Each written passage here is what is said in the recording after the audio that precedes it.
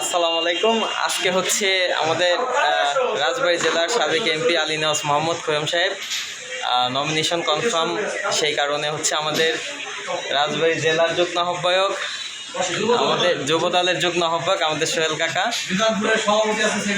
হ্যাঁ, আমাদের সোহেল কাকা এখানে উপস্থিত আছেন এবং মিজানপুর ইউনিয়নের সভাপতি, যুব দলের সভাপতি হচ্ছে আজল ভাই এবং মিজানপুর ইউনিয়নের সদস্য সচিব আমাদের মুরাদ ভাই, তাদের উপস্থিতিতে সোহেল কাকা এইখানে আমাদের মিজানপুর ইউনিয়নের সকল নেতাকর্মী এখানে উপস্থিত আছেন। তো এইখানে আমরা আজকে হচ্ছে মিষ্টিমুখ করতেছি আর কি। তো এখানে আমাদের সোহেল কাকা এখানে